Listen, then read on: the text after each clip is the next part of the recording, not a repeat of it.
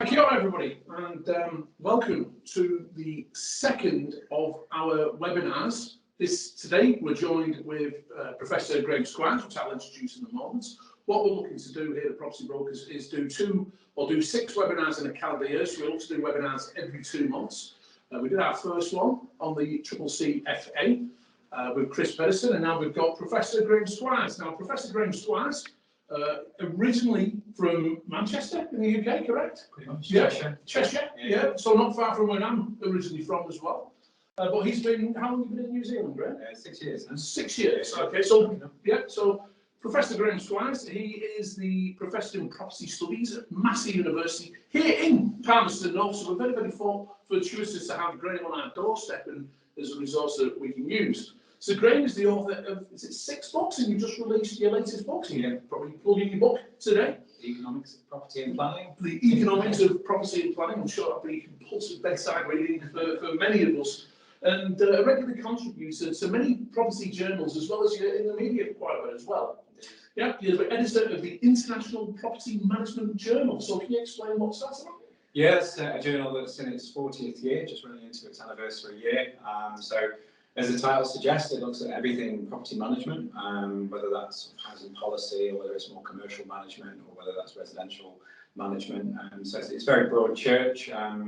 It publishes 40 articles a year, and it's nice to be at the helm of that particular journal. Right, okay.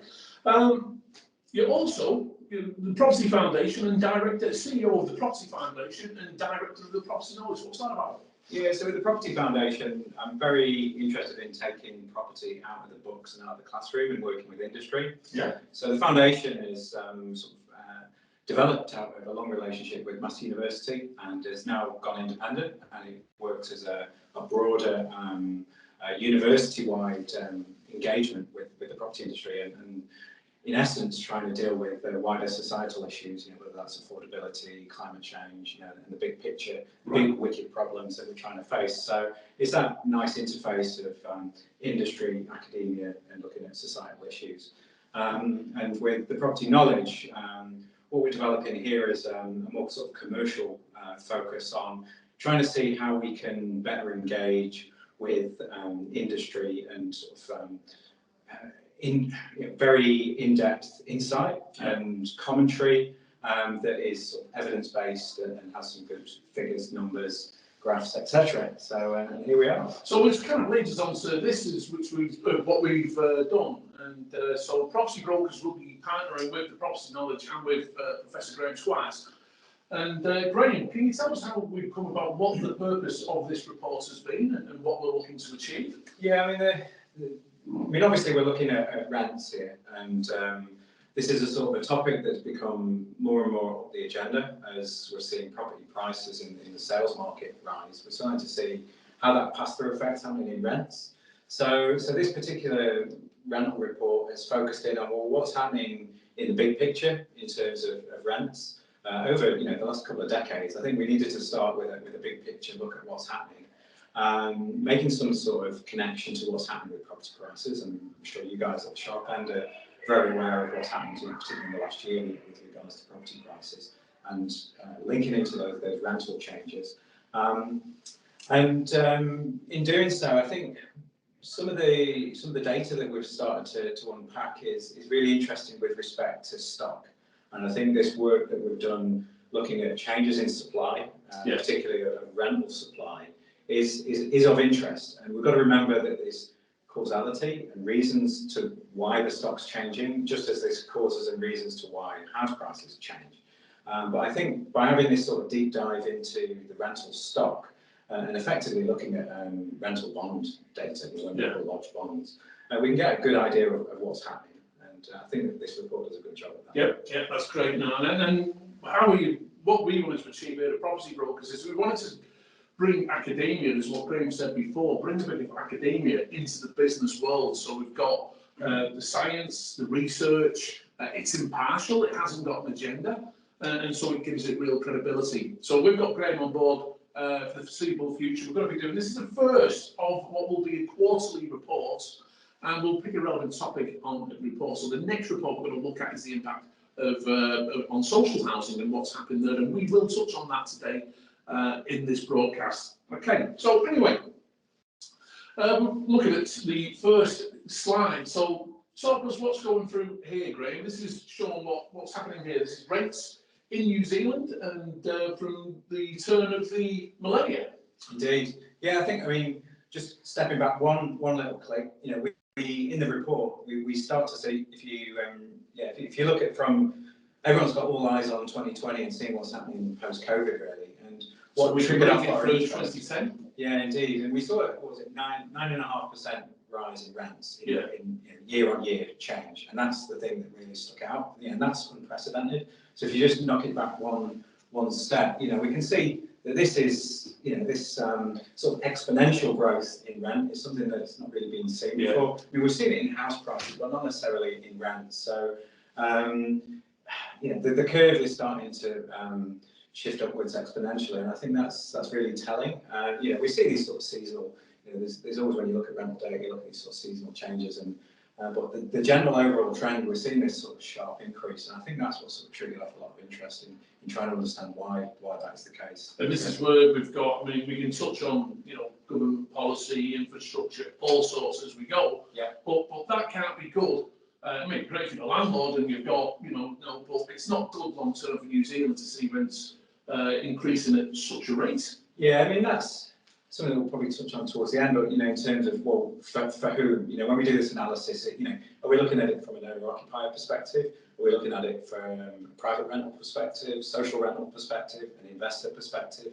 We need to sort of think tenure-based. For whom is this applicable? And it's like with the affordability research that we look at. If you see house prices increasing, it's all in the eye of the beholder. If you own a portfolio of properties, you probably see that as a good thing, that prices going up. But obviously, for those that haven't got access to those sort of properties, and you're on the sort of rental side of things, you might see that as a difficult situation. So, is this just a reflection on what's happening with inflation in New Zealand at the moment, and not just really in New Zealand? We're seeing similar trends in Europe as well, in the UK. Yeah, I mean, certainly the feed. I mean, the research that I've done from academic work is this feed-through effect of prices into rents, and we're certainly seeing prices rise exponentially around the world. Certainly this post-COVID period, everyone's sort of predicted the fall, but it actually went the other way. Mm-hmm. And in terms of rents, that's something that we do observe around the world, is that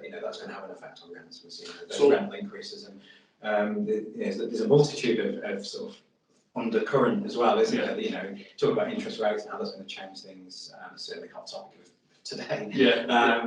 And then there's other factors of demand as well as supply. Economics 101, we talk about population changes, migration, changes in income. Talk about inflation, wages being eroded, all those sorts of things. But okay, we're just sort of seeing here the surface effects. Yeah. Okay. So what we're looking at here on this graph, Graham, what we've got here, we've got Auckland and we've got Wellington here, and also Christchurch. Well, we've got regional New Zealand, so we've got some of the provinces down here. We've got Taupo, Palmerston North, Gisborne, and then we've got Auckland, Wellington, and Christchurch. I mean, what I noticed from this, Graham, is that the gap's closing between provincial New Zealand and some of our major centres. What could be causing things like this? Yeah, in terms of rent, this is obviously rents we're looking at here as well. And I've always argued about an upswell of the regions. There's a sort of a catch-up of the regions, as certainly with New Zealand in the big picture being a fragmented market, or for want of a better word, a large mar and par investor market. The capital can be a bit more footloose, so you see people sort of investing in regions that are probably lower on the curve, but having the ability to gain better yields. So that's sort of one explanation of what we can see, why some of the regions are sort of to take that upswell. So if we're looking here, like say like November, January 2017, there's like you can count 4 lines or 4 of these major. So that's, what is it? It's a $200 difference between the rents, and then you come to today, it's dropped down to about $100 difference between the rents. One of the things that's always interested me, Graham, is Christchurch. And as you can see, Christchurch, you've just had the earthquake, you've got the rebuild, the rents have increased, and then the rents do nothing up until really now. Does that tell you that you know, infrastructure, supply, demand, a rebuild, getting more property, that has a positive impact on controlling rates. It's hard to determine whether it's infrastructure playing a part there. I mean, you can certainly see the trend of a sort of a flat line, sort of in terms of that particular market. I think, you know, Christchurch, you know, is a core centre for employment, so it has its own particular characteristics, just as Auckland, just as Wellington do. I think that's a really interesting, you know, it's that diversion, isn't it, between Christchurch and what Wellington and Auckland are doing. I think that's the interesting part of the story, why that's been a divergence. You can see Wellington's caught up dramatically with Auckland, and Auckland's actually slowed down a wee bit when we come in. We'll come back onto this slide in a minute, but here we've got just some examples of what's happened in the last 2 years. I mean, Gisborne, it's increased 35% since December 2019. All this data we've got from MBIE, from the rental and bond data, we're able to break it down. We're counting how many bonds, we're looking at how many active bonds there are, and we can go on to the influences of this. But, you know, Auckland, it's increased by 9% in 2 years, Wellington 6-7% in 2 years. But then you come into provincial New Zealand, Palmerston North 25%, Levin, Portofino 40%. I mean, this is big growth rate. Indeed. I think we also have to be mindful of how many renters are in those particular regions as well. You know, you look at Auckland, you're talking sort of 40-45% rental market. So, you know, these figures are going to have a big impact on that particular sub-market, if we want to call it that. So, you know, the 9% is a, you know, has a big effect on a lot of people. You know, that's where the large effects are. So I think that's sort of part of it. And in some of these regions, you know, they're going to have a big impact on renters who are at the margins. You know, areas that don't have a rental culture, and people who are sort of, you know, struggling in terms of income. It's going to have a massive effect. You know, salary, rents, etc. You know, those are disproportionately affected by rental change. Because adult wages have increased by $123 and if it's, as you say, people on the margins, it's the taxpayer which will probably be subsidising this that accounts. I mean, we'll go back one slide. I mean, we saw there Gisborne. I mean, Gisborne has had remarkable growth in rents, in particularly really since 2018, 2017. And you can see just the exponential curve. Does government policy have any influence on this, in your opinion? Or? It's a big question. It depends what you mean by government policy. There's a multitude of different policies. So let's say healthy homes as an example. Yeah, so where we're talking healthy housing, sort of. Well, it would have been, it's been passed around about here. Once they come into power, they've passed healthy homes. And then you're starting to see the implementation of it. Listen, I think healthy homes is a necessary policy, and I think it's a good policy. The question is, does it add on the extra cost to the landlord, which tries to reclaim from the tenant? I mean, in terms of, you know, economists will talk about inelastic supply and the issues of, you know, the pass-through of any costs going through to the demander, i.e. the renter, and that, you know, that's well documented. So pass-through effects are going to happen. I suppose whether it's because of a particular policy, it's going to be hard to tell. You know, there's decades of change in terms of what the housing market has done. There's arguments about you know, how large the housing market is relative to, you know, what government levers are possible to do. They're only sort of they can only do so much. You know, the power of the market and the power of a fragmented market as well. So to argue it, this is all because of healthy homes, is probably a stretch. But I think we can certainly make arguments that we need to consider quality homes at certain price points and what the unintended consequences of a particular policy that's put through. I mean, bottom line is, we need healthy homes. That's a given, and there needs to be a standard around that given. But there's also different price points and considerations and margins of what that will do to the market that need to be considered as well. Okay, all right, So in terms of what we've got here on this slide, and how does this relate to house prices, Graham? I mean, what have house prices have done in comparison? And all this information is downloadable on the report, which you can download from the Property Brokers website. Yeah, I mean, one of the great graphs that we've got in there is that house prices over since 1993, and you can sort of see the influence of Auckland. You know, it's always top of the shop in terms of the way that the rents are, and you know, we see from '93 in Auckland $180 going up to 550 per week now. So that's a sort of a tripling over that time period, and a national time period looking from like 150 all the way up to sort of 480 now. And Wellington not far behind that, but which is always interesting, given that it's a different type of market. Auckland being that commercial market, a lot more renters. Wellington being slightly different in terms of service.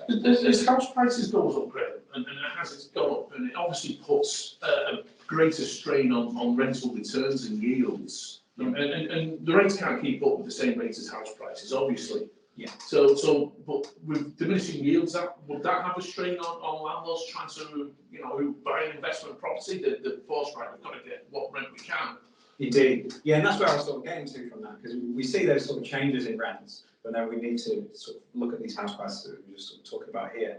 And these house prices, are largely mirroring what's happening, but a greater magnitude. Yeah. I mean, some of the figures when you look at the graphs that we've sort of produced here in the report, you're seeing some of the top regions. Say for Auckland, for instance, you're seeing what in a short period of time, 2019 to 2021, house prices going from what 850 K to 1.3 million. Yeah. And that's just within 2 years, and you see that sort of relationship with rents. It's just very, very different. So that initial mirroring is starting to widen, and we'll start to see, a greater issue in terms of yields. We talk about that relationship between. Will yields increase potentially, because we're now starting to see prices just maybe coming off the heat that they've been on. I mean, obviously the interest deductibility is a big impact for landlords buying investment properties. Whether that's a good thing or a bad thing, I'm not sure. Will we see yields increase? Possibly. I think a lot of people have got their eye on capital gain, haven't they? And the big question, what we sort of pose in the report is, will it shake out many investors, in these changes? Those that might have just got a second property, those sorts of things. Will they sort of be tempted to let go? So I think there's a real question about whether people are hanging on to properties and renting them out for capital gain, in 5, 10, 20 years. So it's that having an eye on the short, medium, long-term sort of impacts of yields is probably of more more impact. Just out of interest, just to show you something. I mean, we're property brokers. We've got 6,000 plus properties under management, and what we see is like the average length of a lifetime value in terms of clients is 7 years. That gives an indication on how long. Now, some landlords may hold it longer, whatever it may be, or the shorter, but that gives an indication to me that a lot of these people, which we obtain as clients, they're in it for the long term. You get the odd person whose circumstances in the life change, and whatever it may be. Now, can we look at supply? Can we move on to supply? Because we've got some fascinating graphs to show here on what has happened to rental supply. Right. So the first one, this is showing, what's this showing, Graham? So I think this is where the meat of, said at the start of what's happening. I think it's interesting to sort of, obviously we've seen that change, but this is going from 93 all the way to 2021. And just sort of in terms of numbers, you're going from what? We've got sort of 95,000 active bonds. All the way up to 2021, where we're sort of close to 400,000. 383, 20. So obviously there's an increase, but it's that relative change of increase that we're quite interested in at the moment. And it's, if you look at the curve, you see it sort of trailing off. There's a sort of flattening of the curve, and that's what sort of prompted us to say, okay, let's look at what's been actively lodged and what's been removed, and looking at that difference, that net difference of what's been lodged in terms of bonds, and that's where it starts to get really interesting. As we can see here on this graph. So this graph here was showing the net gain of active bonds. So what happens here is that we're looking at bonds which have been lost and bonds that have been closed, and it gives you the net difference. So we're seeing this curve, it's going down, Graham, isn't it? We're seeing less and less new bonds, new properties, in essence, becoming rental properties. I mean, we're sort of going from a high of 15,000 in 2008. Obviously, GFC playing its part there. COVID, interestingly, is always the next sort of global shock marker that we're going to look at. 7,000 going down to 3,000. So, that's an all-time low of 3,000 net gains of active bonds, which sort of sends a lot of warning signals into terms of what the rental market, if we consider that as a sub-market, that interacts with the house price market.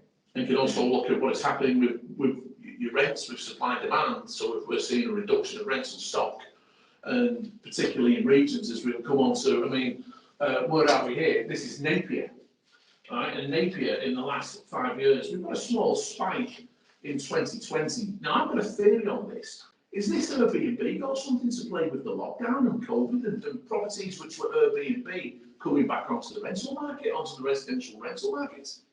Possibly, it's hard to tell from the data, sort of conjecture, but we're certainly seeing, the flip-flop, aren't we? The 2020, the lockdown, people having to hang on to stuff, and then the sort of the active sort of drop-off there in 2021. Whether that's sort of more short-term lets Airbnb, like you say, I think it's going to play more of a part. I mean, we're in, as different to even 10 years ago, how the net's playing a part in how people sort of distribute and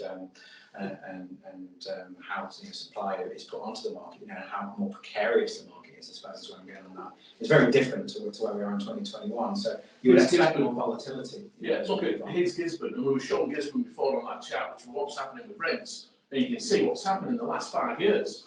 There's just this big decline in rental properties. I mean, is this a case where landlords have potentially seen that capital gain, which hasn't really been in Gisborne up until recently, up until 4, 5, 6 years, and now they've started to sell the rental stock and capitalising on that capital gain? Possibly. Yeah, I mean, you could certainly infer that from what we're seeing. I mean, there's certainly, you look at the long-term trends, you're going from 93 up to 2016, and then this negative. I mean, okay, granted, it is starting to go back to the zero again, but it's quite telling, isn't it? Sort of changes. I mean, again, you see 2007, 2008, sort of GFC, and then climbing back up. So we may see the spike here. And I remember working as a property manager at the time here, where you actually, and we may see this happen again.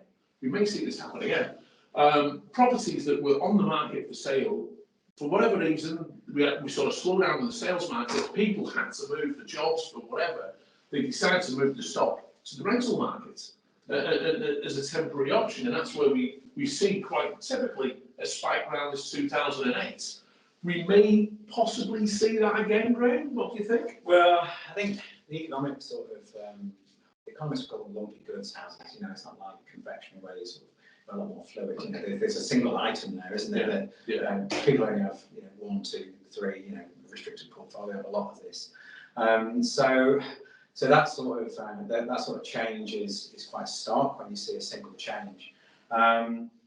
So we're in a different scenario now, aren't we? A lot more people are a lot more highly geared than they were GFC. That's granted. So there's a lot of people going to be a lot more sensitive about servicing mortgages now.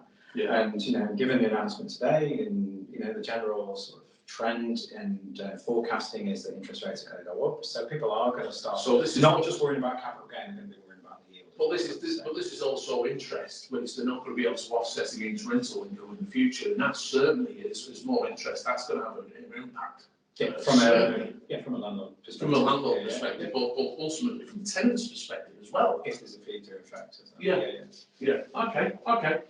So I mean, look, this is Greytown. This is the Grey District, and you can see what's happened over here for some considerable time. There hasn't, you've got a spike here. It's leveled out. Last 3 years, it's gone backwards. So this is a similar pattern we're seeing across regional New Zealand that could be impacting to rents. But we're also seeing, and this is the point I was making before, Graham, on COVID. This is Taupo. And look at the increase in 2020 when we've got the first lockdown. We've got a consistent pattern, probably properties either selling or maybe going on to Airbnb. COVID comes in, lockdown hits. What do? We can't put on Airbnb. Let's put it back on the residential rental. And then, Airbnb starts working again for them. Reduction. It's sort of a tipping point for everyone, wasn't it? I think anything that was at the margins, people were going to be the market was making the decision for them, I think. So, those are the ones that jumped the gun would have done so. Things are starting to see calm down in terms of that volatility and those sorts of more speculative transactions. that we're sort of seeing there. But yeah, that's a very stark picture. So now we want to look at some of the cities. We want to look at the three big cities and have a look at what's going on. We know what's happening here, Graham. Why have we got the drop in bonds in 2011? Talking earthquakes. We're talking earthquakes, okay? And for Christchurch, and then again, 2021, it's happening also now in the cities. We're seeing a reduction of stock. Wellington, for the first time since records have begun. Yeah. Yeah, I mean, I think this is the tally market, isn't it? Because Wellington is a service-based economy, isn't it? By and large, not in its entirety, but in general. So you would expect it's just more of a normal market, not your open market, 40% rentals. Yeah. This is something that is probably a good litmus test for what's happening more globally. So I think this is quite interesting. This sort of trail off, and certainly the negative figures are the ones that are going to sort of pique a lot of people's interest, really. Yeah. So talk us through this graph, Graham. What's this showing? This sort of my late father was an amateur radio enthusiast, so we look at frequencies, and this is monthly. So that's why you see those sharp. Sharp rises and sharp falls. So these are at the start of the year? Yeah, start of the year. And this is at December? And when you do, like I said at the start, when you do this sort of analysis, you've got to remember it's seasonal. Yeah. Get students in that so this is period. So what we've got here is predominantly employment students. Towards the end of the year. Towards the end of the year, they disappear, they get the bonds back, and that shows what's happening. But what's happening with the trend here, Graham? Well, I think if you look at frequency, you're starting to see that frequency sort of narrow.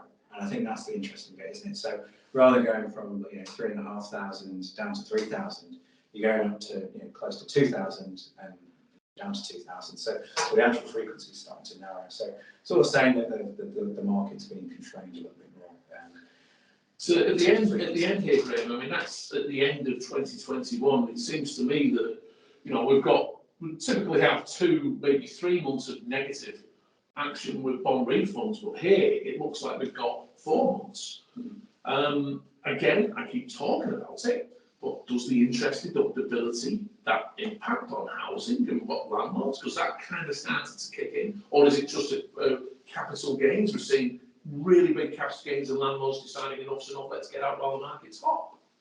I think there's a lot in it. I don't think you can just boil it down to a single policy. I think it's pass-through effects of a house price market that's sort of feeding through into this system, and it's a multitude of policies that are working their way through the system over many decades. So I think I know you want to press me on that because it's a bugbear, but I think just making it, because you could say it's any sort of number of policies at any period, but there's overlapping on that. There's global shocks as well that we're talking about.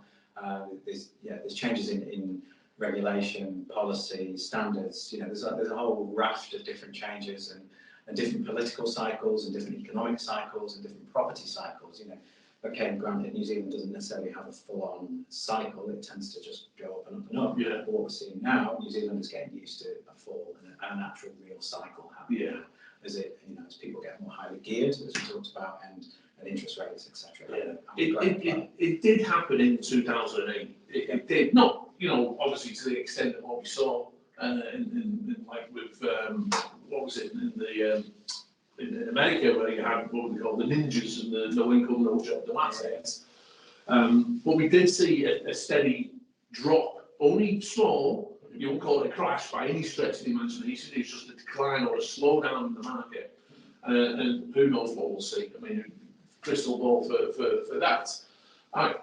What's this? I mean, this is going to be a topic of our next report. This is the social housing wait list. I mean, this is a concern for New Zealand in general. It's back in 2016, it's under 5,000. December 2021, it's at 25,000. I mean, what are the takeaways really from this report? And because you touched on it earlier on, it's at that lower income which it impacts, and I suspect there's a lot of people which are falling out of the private rental market, falling into the social housing register. I mean, what are the lessons that government need to take on board, in your opinion? Yeah, I mean, there's a lot going on here. I mean, social housing, you're talking 6% of the whole stock, aren't you? That hasn't changed much in decades. Yeah, 600,000 rental properties, and they're about 60%. Is, or sorry, 60%, about 60,000 is Kayanga Road and different other social housing. So 6%, and you're looking at an own occupation that's tenure that's been squeezed, and you see that decantering effect into private rent. And then we're arguing, well, if private rents are going up, are we going to get further decantering into social housing? You know, if you look at that continuum, if people, you know, people would like to think it's housing of choice, but you know, choice is sometimes limited by our economic means, isn't it? So, so I think this starts to play through from you know, our wider concerns, our social concerns about rising rents, inflation, real wages falling, interest rates rising, all those sorts of, you know, that perfect storm that's starting to brew. What's going to, you know, is there going to be that decantering effect into social housing? And questions will be raised again about, you know, in this sub-market, sub-market as a tenure, in terms of tenure, social rented, there's going to be that question asked about, well, supply, you know, what stock of social housing, you know, and how that fits in the wider remit of, you know, Ministry of Housing and Urban Development, but would be interested in, you know. So, so the key learnings from what we've done, what are the things that you found from your point of view in this report and doing all this research? Well, I mean, this is sort of you know, a nice way to try and interpret some of what's been going on from the numbers. And obviously, there's a bit of conjecture here, but there's some, you know, solid inferences that we can make, and that's what economists do. You know, sort of the way in which we can sort of read the tea leaves in a sort of a colloquial sort of way.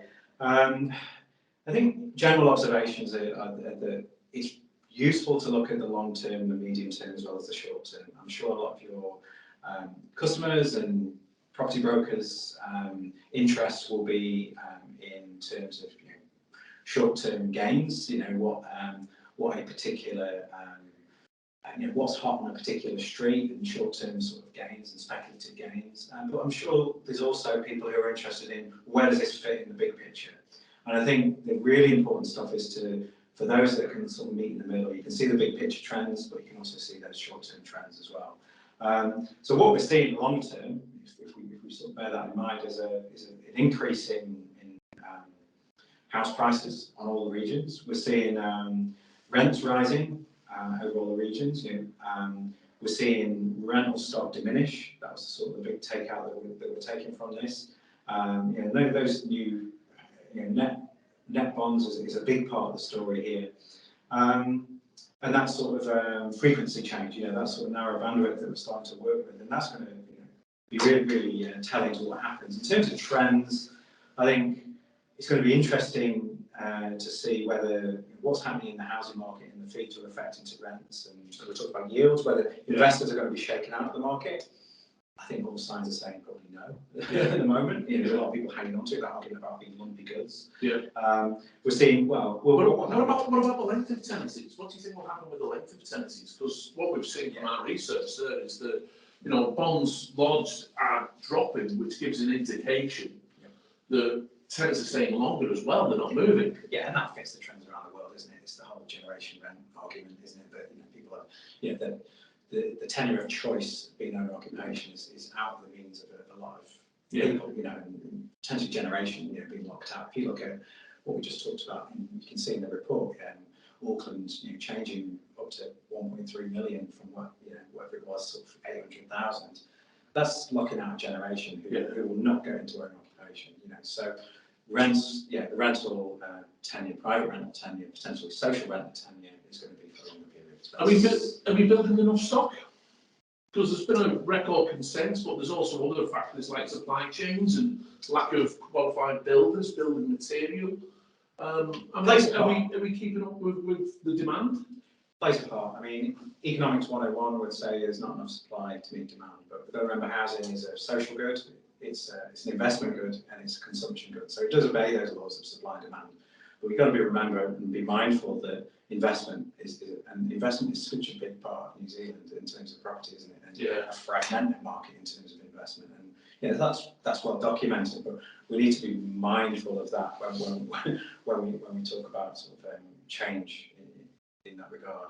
I mean, I don't like to put on the spot and all economists, and you know, we had Grant Robinson, I think, last year being quite definitive on what he thought was going to happen with house prices, I remember at some point. But what do you think the future holds, not just in what's going to happen with rents, but in terms of infrastructure and length of tenancies and build to rent and all different aspects, the face of renting. What's your take on the future, Graham? Again, no crystal ball. Yeah, there's many, not just sort of policymakers. I think a lot of commentators and those within certain institutions arguing that COVID, the market would fall by 20%, and it didn't, and the brakes were let off, and things increased. And so it's always sort of you have to be sort of quite reticent in the way we sort of think about the future. But there's ways that we can think about it in terms of probabilities and the longer, whether it's short, medium, longer term. I think we certainly taught ourselves, as a group of individuals and institutions that the market is slowing, and we're seeing that in the numbers. Yeah. I think that's quite an obvious sort of statement to make, and I think that's true of what we'll see for the rest of the year. I don't think we're going to see a sudden spike in the market in terms of house price. I think people are getting used to that sort of cooling of the market, and speculation is starting, the froth is starting to reduce. So I think that's part of the psyche, and I think that's probably a fair assessment. But rents is the other side of the equation, what we're looking at here, and to argue that rents are going to cool off is another argument, because of all these points that we've just been making in terms of tenure, people not being able to get into that own occupation class, or own occupation tenure. So there's going to be decisions that people are making either sort of consciously or through their financial means to move into that rental market, which means that there'll be a good chance that rental upward inflation of rents is here to stay for short to medium term. Yeah. Who knows what's going to happen in 3 years, 5 years? Yeah. There's always global shocks. There's always the other things underneath that are happening, etc. But I think that's the key point here. House prices. Yeah, we're all talking about this cooling, but what's happened to rents? We're making this argument that rents might continue on that upward trajectory, and that says a lot of messages to what we need to consider, both as in industry, in terms of what the societal impact of this are. It's in the news a bit. Labour have ruled it out. The Greens are keen to have this implemented. But if you get a Labour Greens coalition, do you think there's a possibility of rent controls, or would you rule that out?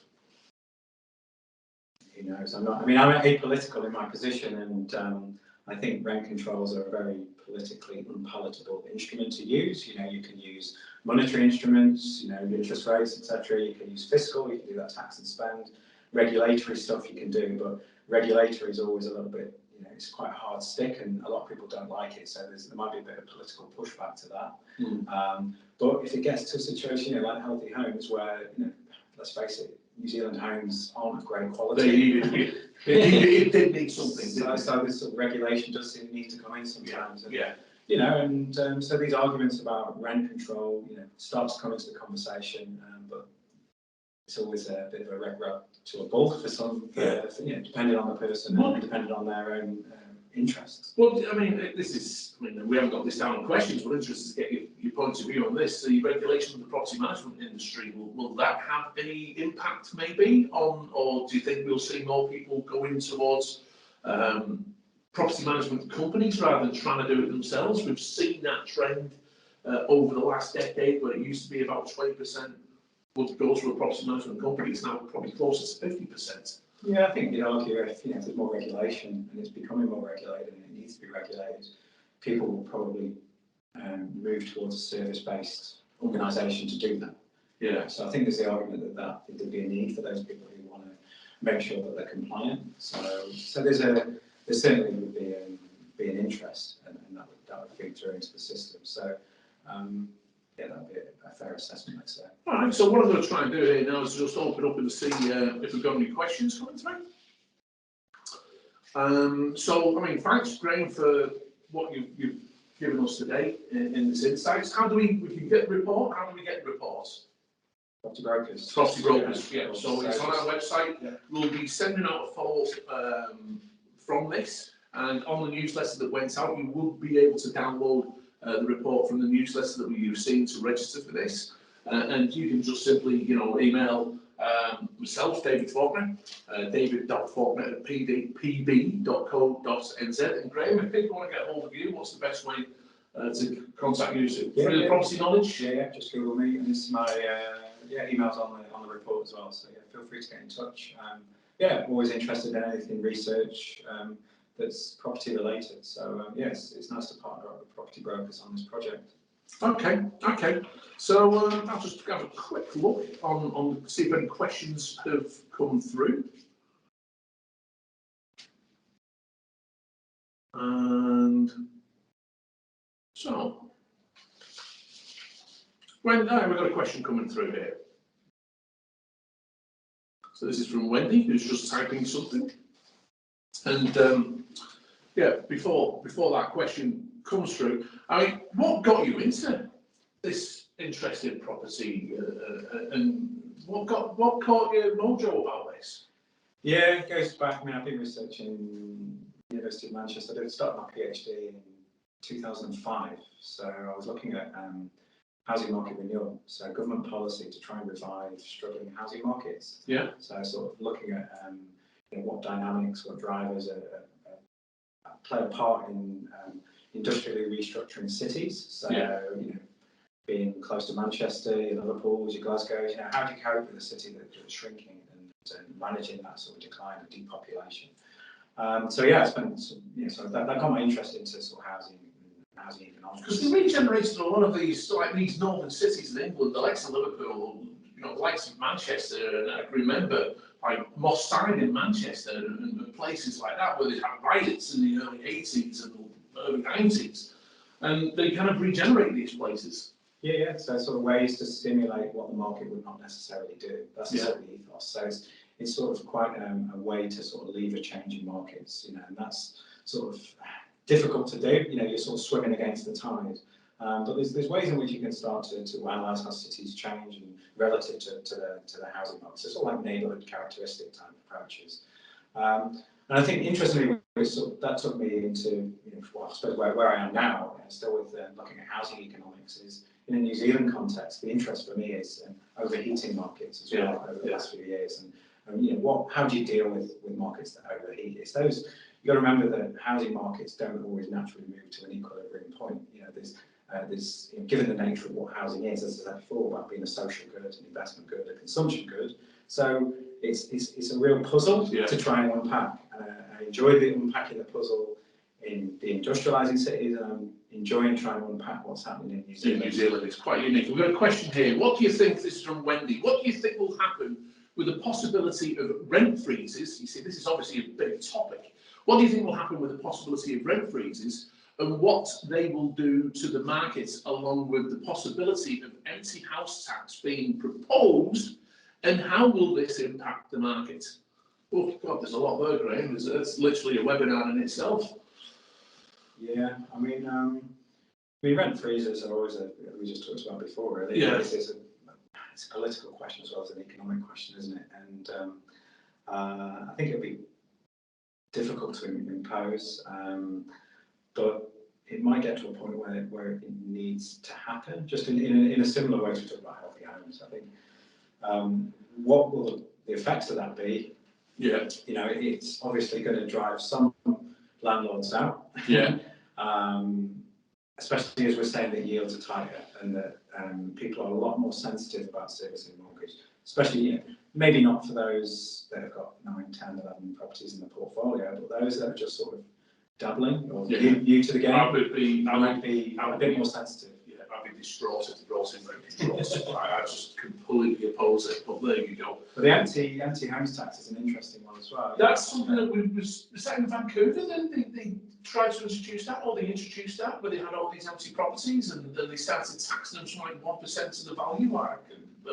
Possibly, I think that might be an extension of the rent control on certain properties in Vancouver, because Vancouver, you're sort of seen as the poster child of trying to implement these things, and how you implement a rent freeze there's lots of ifs, buts and maybes, and lots of different characteristics of the policy itself. Do you just focus it on certain parts of the city? Mm-hmm. Is it just city centres? Is it certain suburbs? So there's lots of sort of nuances to that question. But in terms of an empty homes tax, that's that's a whole new ballgame, really. I mean, that's probably it's a bigger hammer, isn't it? It's certainly quite a blunt tool to use. Yeah, well, you know, let's. Well, they've certainly done a lot of this government with housing, haven't they, in policy and taxation. They've certainly they've left the mark. We're going to have an election next year. We'll see what comes of that. One thing's for sure, Graham, there's always going to be a need for people to supply rental accommodation. You know, whether it's a mum and dad investor or whether it's more institutional investors in combination with the states and social housing providers. Guys, look, it's we're just about out of time. We can allocate 45 minutes for these. So we hope that you have enjoyed it. It would have been recorded as well. If you do have questions for Graham, you'll be able to find them on the Property Knowledge. If you're on LinkedIn as well, I'm sure he'll be more than happy to befriend you and take your questions as well. And if you have any questions for me, as I say, give me the email address before, david.faulkner@pb.co.nz. And we would love to see you come into our head office at the local. And you know, we'll shout you a coffee when you come in. Okay? Thanks for joining us, guys. It's been an absolute pleasure, and we hope you've enjoyed it. Thank you. Goodbye.